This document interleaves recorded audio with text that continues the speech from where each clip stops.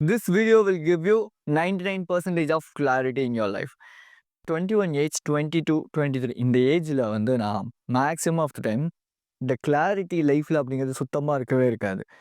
என்னோட ரொட்டீனே எப்படி இருக்கும்னு வச்சுக்கோங்களேன், ஜிம் போயிட்டு இருந்தது மட்டும் தான் என்னோட ஒரு ப்ராப்பரான ஒரு நல்ல ஒரு ரொட்டீனாக இருக்குமே தவிர, மற்ற நேரத்தில் காலையில் சீக்கிரம் எழுந்திரிச்ச உடனே அந்த ஃபீலிங் டெம்டேஷன்லாம் இருக்கும் இல்லையா? ஸோ உடனே வந்து பான் பார்ப்பேன், மேஸ்டிபேட் பண்ணுவேன்.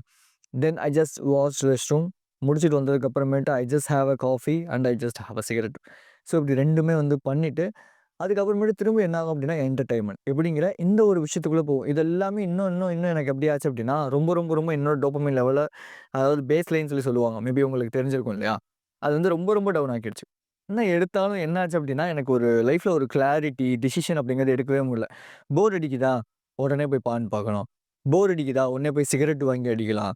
சொன்னால் நம்ப மாட்டீங்க, ஒரு நாளைக்கு கிட்டத்தட்ட நான் வந்து ஒரு 1 பேக் ஆஃப் சிகரெட்ஸ் வந்து காலி பண்ணியிருக்கேன்.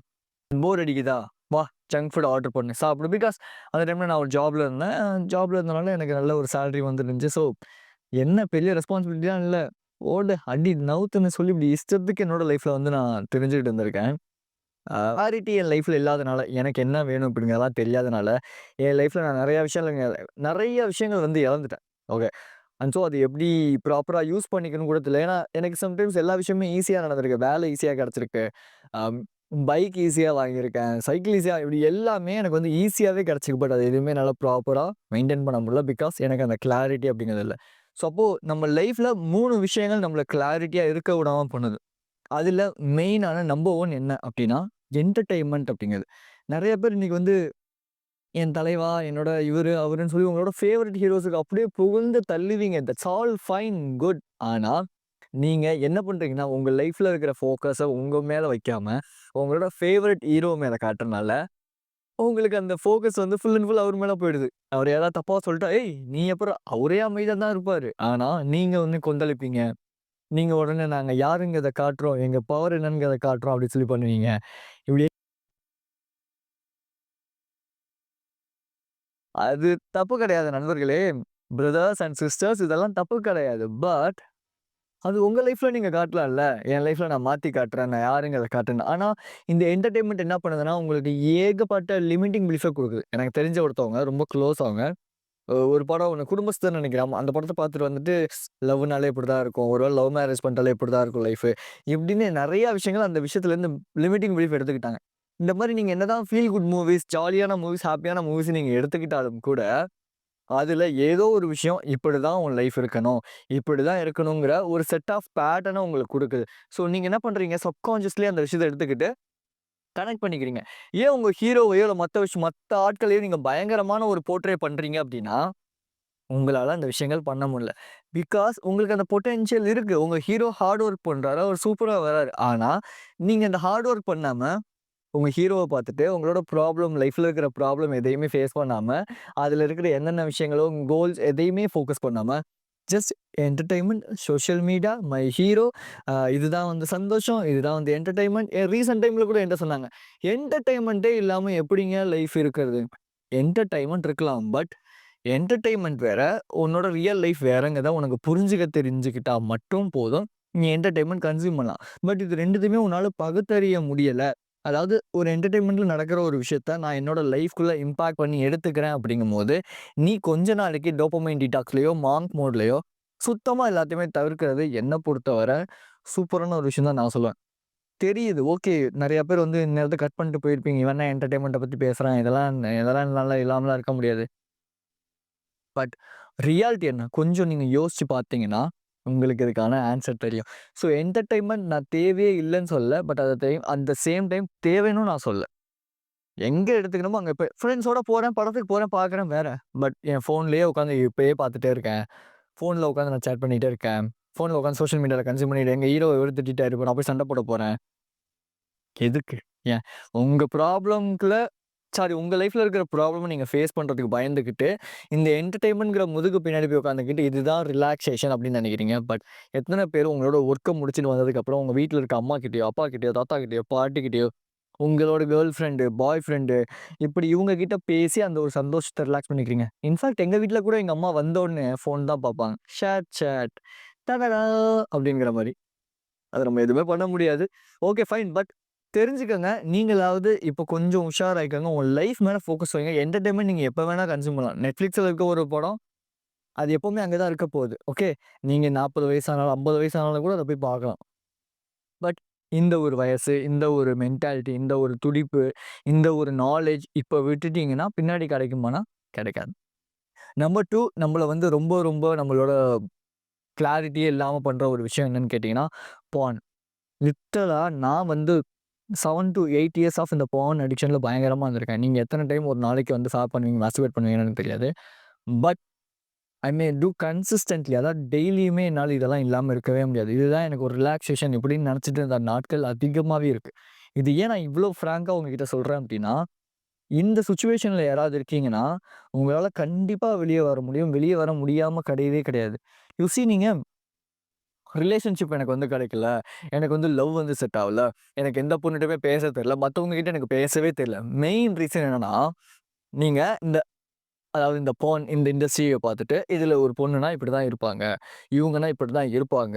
ஸோ இப்படிதான் நடந்துக்கணும். இப்படி பேசினா இருக்கணும். ரியாலிட்டிய விட்டுட்டு, ரீலான ஒரு விஷயத்துக்குள்ள போய் உட்கார்ந்துக்கிறனால, உங்களால மத்தவங்க கிட்ட ப்ராப்பரா கம்யூனிகேட் பண்றதோ, இல்ல மத்த பெண்கள பார்த்தா போய் உடனே போய் அப்ரோச் பண்றதோ, பேசுறதோ முடிய மாட்டேங்குது.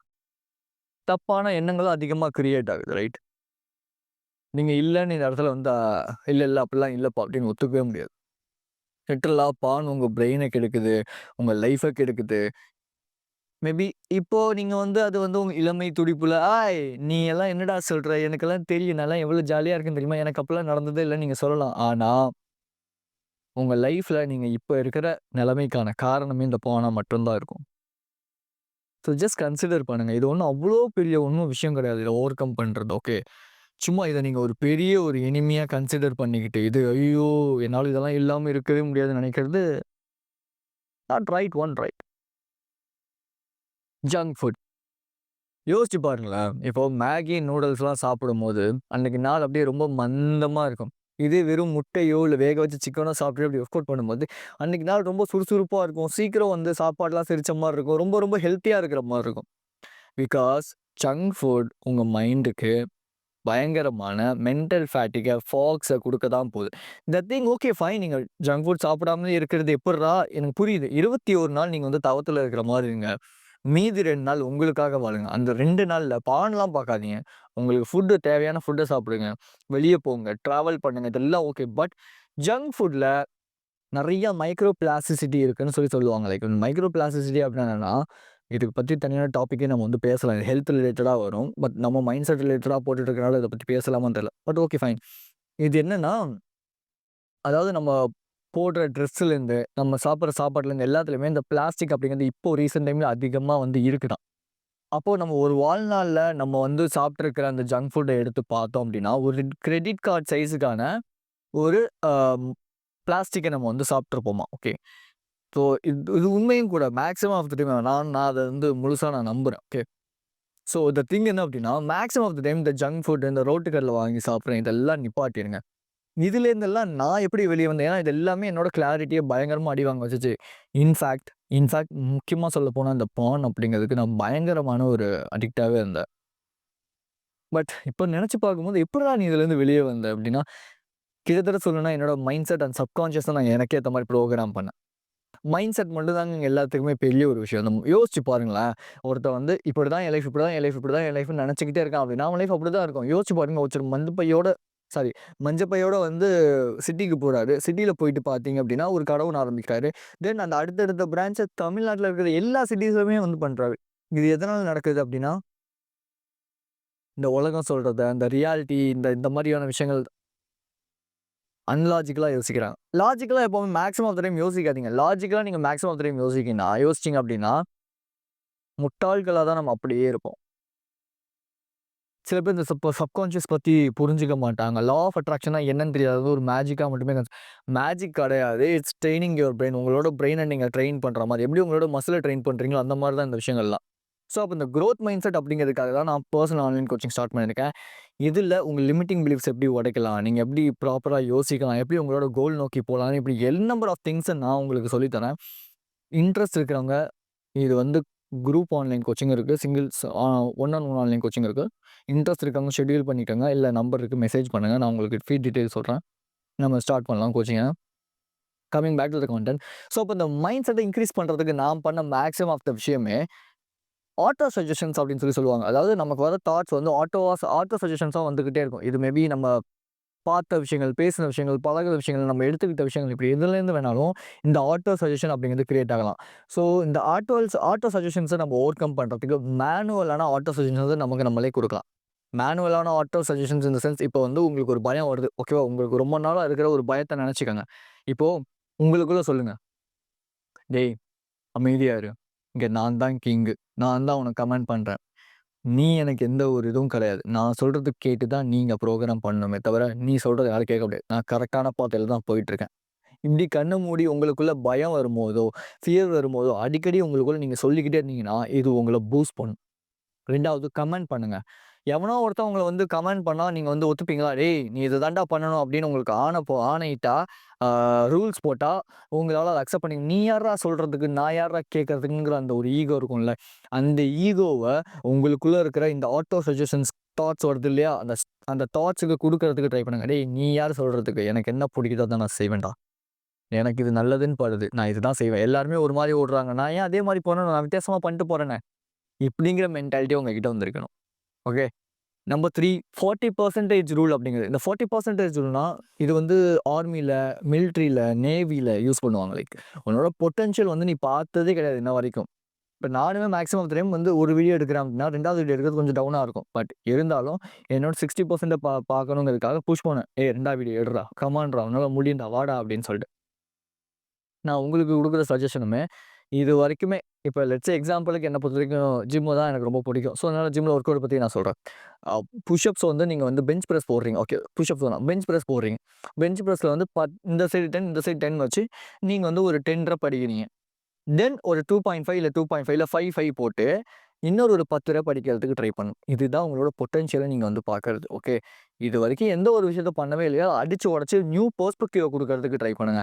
இந்த நியூ பெர்ஸ்பெக்டிவ் உங்கள புது மனுஷனா காட்டும்.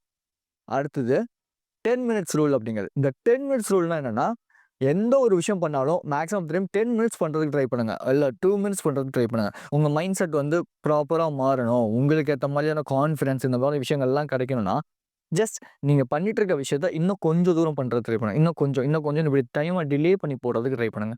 இப்படி நீங்க பண்ண உங்க மைண்ட் செட் ஆட்டோமேட்டிக்கா குரோ ஆகும். அண்ட் ஸோ பிளாசிபோ எஃபெக்ட்ன்னு சொல்லுவாங்க. நீங்க எந்த விஷயத்த அதிகமா நம்புறீங்களோ, அது உங்க லைஃப்ல அதிகமா நடக்கும். மேபி இன்னைக்கு நீங்க இருக்கிறதுக்கான சிச்சுவேஷனுக்கான காரணமே நீங்க பாஸ்ட்ல நீங்க நினைச்சுக்கிட்டு இருந்த விஷயங்களா என் லைஃப் இப்படிதான் இருக்கும். நீங்க நினைச்ச விஷயங்களா இருக்கலாம். பட் இன்னைக்கு இந்த மொமெண்ட் பிரசன்ட் இத உங்களால உங்க மைண்ட் செட் மூலியமா மாத்த முடியும். நான் என்னோட லைஃப்ப சேஞ்ச் பண்ணிட்டு இருக்கேன். கண்டிப்பா உங்களாலயும் மாத்த முடியுங்கிறத நான் நம்புறேன். என்னோட கோச்சிங் உங்களுக்கு வேணும் அப்படின்னா, உங்களுக்கு என்ன பண்ணணும்னு தெரியும். பண்ணிக்கோங்க. Instagram ஐடி கீழ இருக்கு. உங்களுக்கு இன்ட்ரெஸ்ட் இருந்துச்சுன்னா நீங்க வந்து ஃபாலோ பண்ணிக்கோங்க. So be strong and stay positive. This is KJ. I will see you in this informative video and thank you for watching my video. I love you so much guys.